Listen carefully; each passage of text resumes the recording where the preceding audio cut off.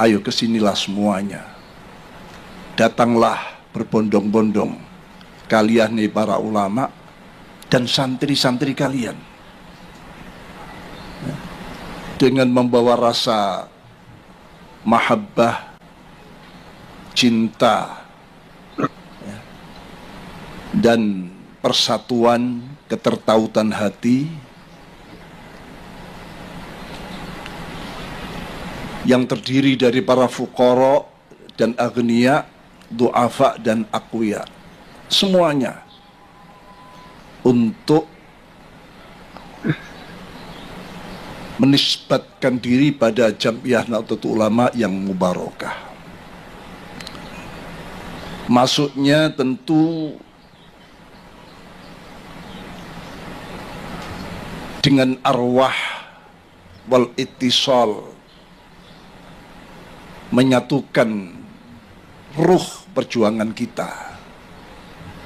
Ini sepertinya kasyaf beliau melihat akhir-akhir nanti Nahdlatul Ulama walaupun sudah diakui sebagai jam'iyah yang terbesar bukan hanya di dunia tapi sampai akhirat.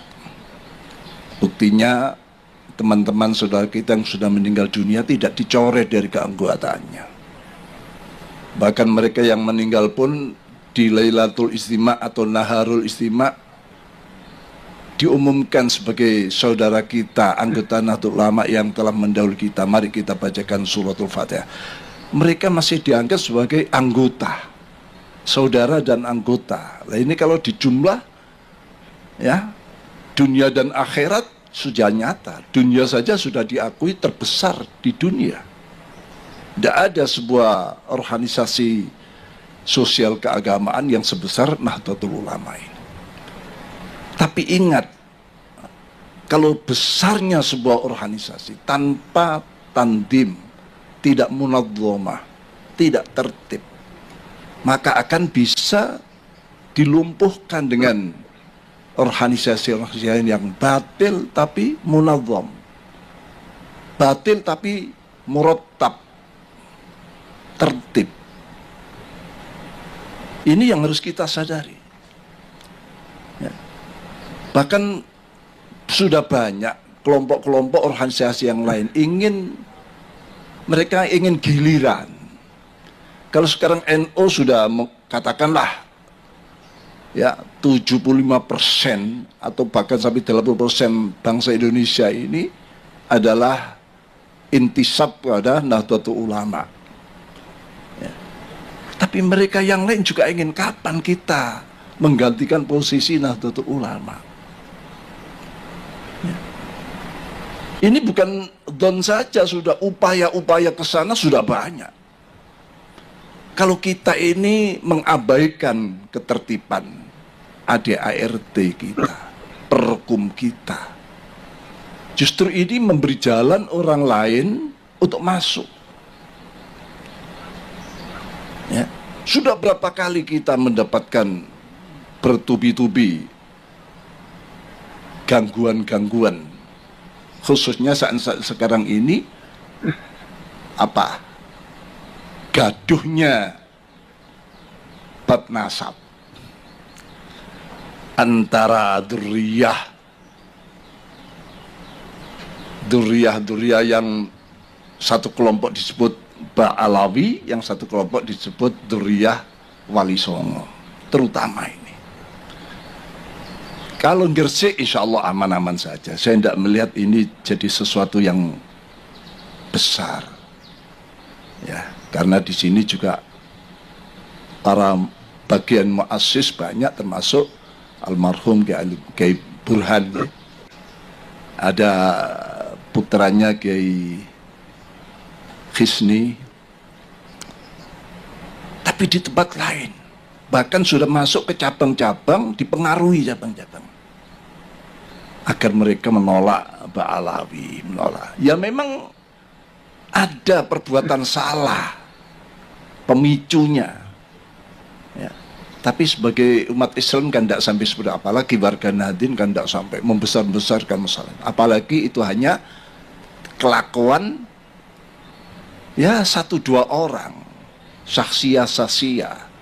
Tapi yang dihantam adalah jamiyahnya atau babonannya. Dan ini akan terus kalau tidak segera ada.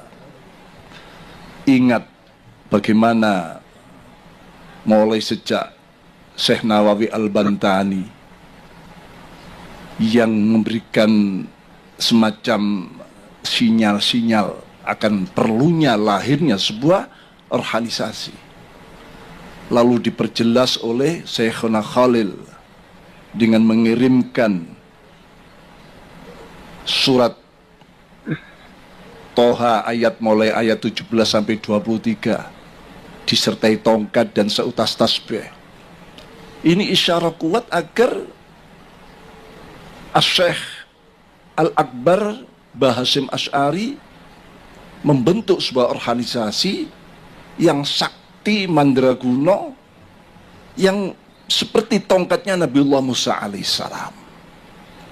Sewaktu-waktu dibutuhkan dilempar berubah menjadi ular naga yang membasmi kebatilan, bid'ah, khurafat, ya, ketidakjujuran, ya, ketidakseimbangan dalam kehidupan. Kalau sudah dunia ini merata baik, sejahtera semua, ya, silahkan menjadi tongkat kembali. Ya. Lah ini, bahkan bukan hanya silakan, para mustasyarin, para syuriyin, ya, para kiai-kiai kalau sepakat kamu sudah harus kembali waktunya menjadi tongkat. Jangan terus-terusan menjadi ular. Kalau sudah beliau menyatakan waktunya kamu kembali, tugasmu sudah selesai, sudah tercapai. Ya tidak ada kata nanti, besok, langsung sami'na wa ata'na yang ada. Itu dulu. Kalau sekarang, kalau ada perintah begitu, nanti dulu. Ya. Maunya dia ingin jadi ular terus, tidak mau kembali menjadi tongkat. Jadi ngulo terus. Nah inilah sebuah suasana yang seperti itu. Bagaimana bisa kembali pada saat-saat ini? Para kiai, para hadirin hadirat punyai rahimakumullah jami'an. Saya sampaikan masalah kegaduhan ini. Ini berbahaya karena menyangkut ilmiah. Ilmiahnya mulai dari Syekh Nawawi, katakan Syekhana Khalil Mbah Hasyim. Itu keterikatan dengan para duriyat Ba'alawi itu sangat ketat, antar guru dan santri. Berapa gurunya Syekh Nawawi, santrinya, gurunya Syekhana Khalil dari Ba'alawi. Bahkan di dalam ini buku yang nanti di launching itu disebutkan oleh Syekh Akbar Syekh Hasyim Asy'ari di dalam muqaddimahnya. Ya. Bahkan PCNU pertama kali yang dibentuk di Jombang pada tahun 1928 itu mustasarnya Mbah Hasyim Asy'ari dengan Habib Muhsin kalau tidak salah, dan itu dibentuk di rumah beliau. Surabaya, Gresik, tidak bisa lepas kan ini babakan ilmiahnya. Lah, Nahdlatul Ulama memuliakan seseorang bukan karena nasab sebetulnya. Nasab itu hanya sebagai tanda, lambangnya, tapi keilmiahannya, keilmuannya dan ketakwaannya itu. Ini sebetulnya. Jadi tidak membela sana, tidak membela sini sebetulnya. Siapa yang takwa? Siapa duriannya Wali Songo? Wong saya ini juga termasuk bagian daripada Nusantara. Kalau belum masuk pada tataran ulama Nusantara, saya ini bagian Nusantara juga. Cintanya pada Wali Songo, ya, tidak perlu diragukan. Tapi kalau ada orang baik, punya jasa, ya, itu. Jadi, kalau ini terus-menerus dibiarkan, apalagi hal ini saya ingat sebetulnya timbulnya hal-hal semacam ini itu karena penyakit ujub.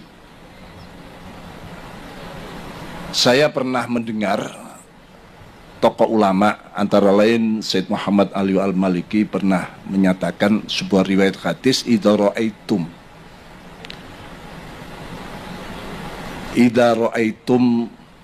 syuhan muto'an, ya, wahawan muttaba'an wa ijabal mar'i bi ra'yi fa'alika bi khassati nafsik. Kalau kamu sudah menemukan gejala-gejala, ya, gejala apa? Syuhan muto'an, kekikiran yang sudah selalu diikuti, kikir untuk kebaikan, perjuangan, wahawan muttaba' dan hawa nafsu yang selalu diikuti, dibuat imam, wa ijabal mar'i, dan seseorang yang sudah menganggap dia paling benar sendiri, yang lainnya salah.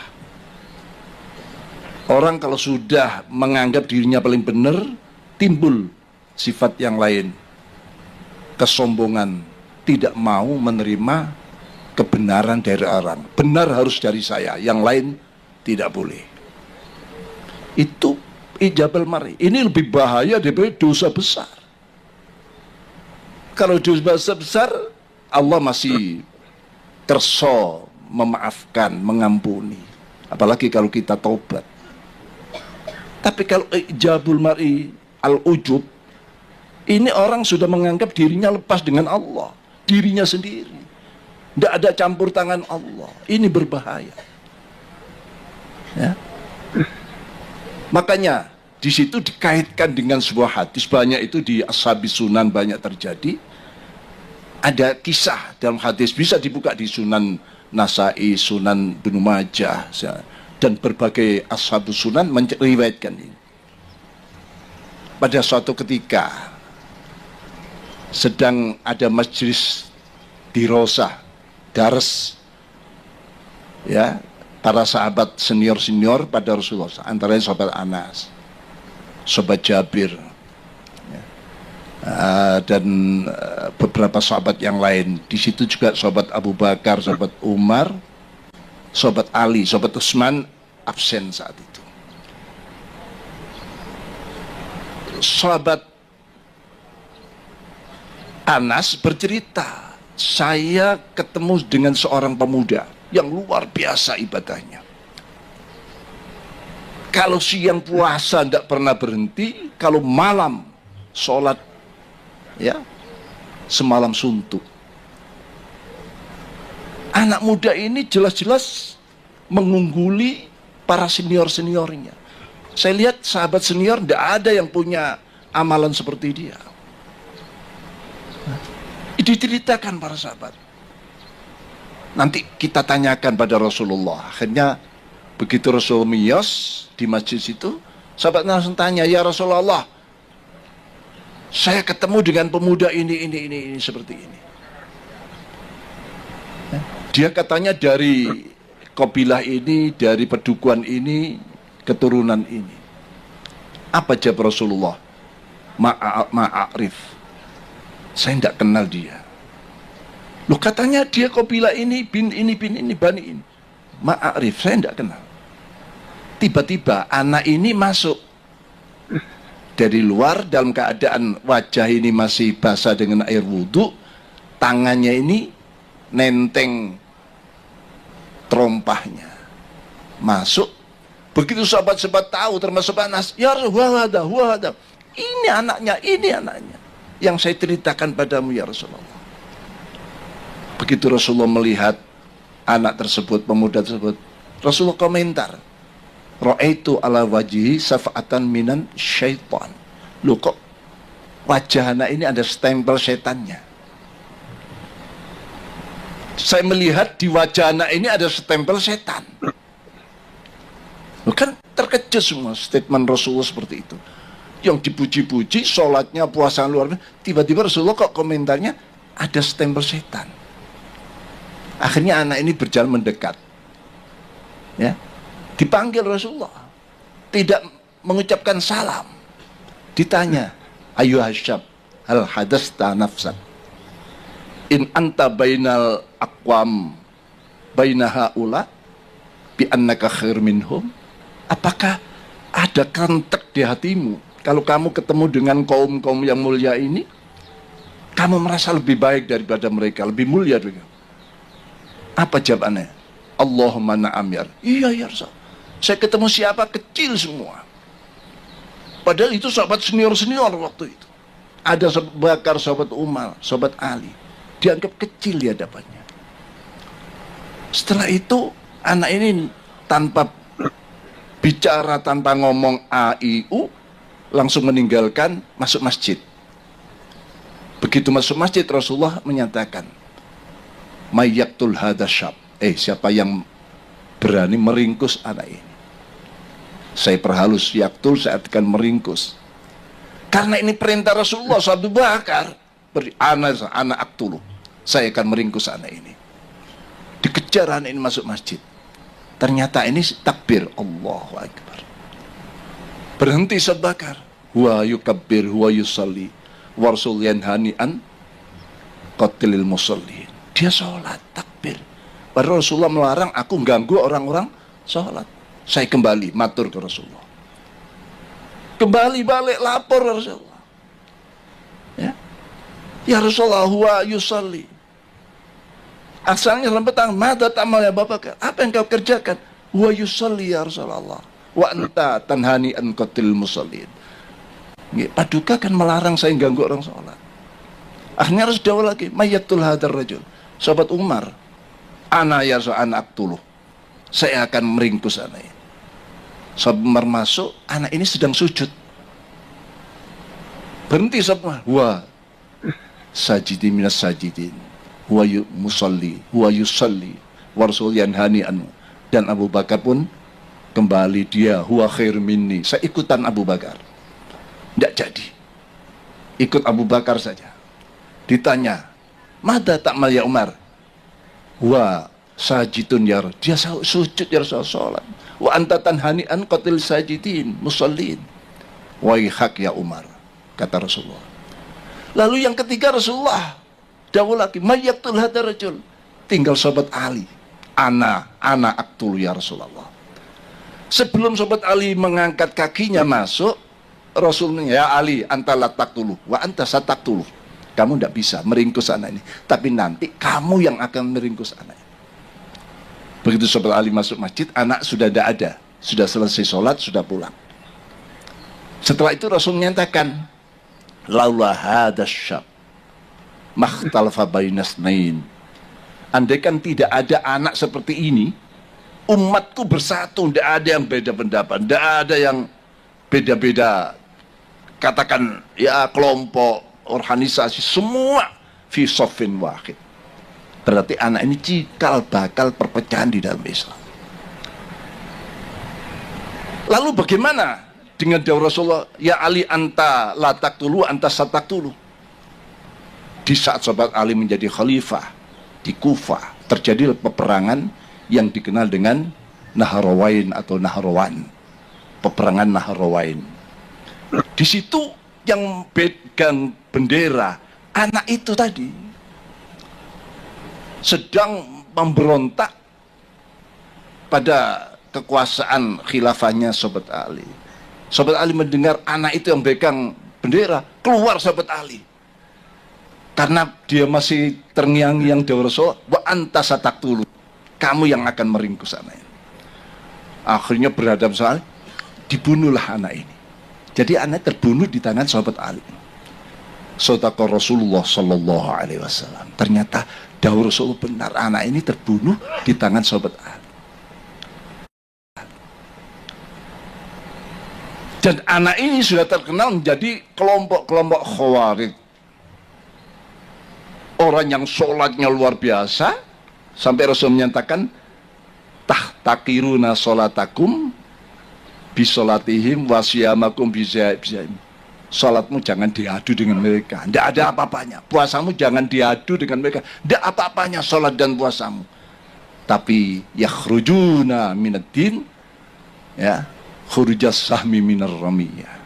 Tapi dia secepat lepas dari agamanya, imannya, secepat anak panah lepas dari busurnya. Sholatnya luar biasa, ya, puasanya luar biasa, tapi detik per detik dia lepas dari Islam.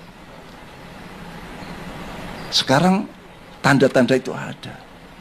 Penolakan kebenaran. Semua orang sedunia, mufti sedunia, kalau menfatwakan, misalnya ini ya, pernah melihat ya, menfatwakan bahwa Ba'alawi itu sahih nasabnya, saya tetap menolak. Ulama dunia ditolak. Ini ilmu macam apa semacam ini? Bukan ajaran kita semacam itu. Lah sekarang PC-PCNU itu dimasuki, terutama di Solo Raya itu sudah kena. Nanti akan saya usahakan supaya dibenahi itu PCN-PCNU yang sudah mulai menolak ini wirid yang sering kita baca, Rabitul Haddad dan semua. Dan nanti pada gilirannya ya masyayikh kita, ya masyayikh kita, Kanjeng saya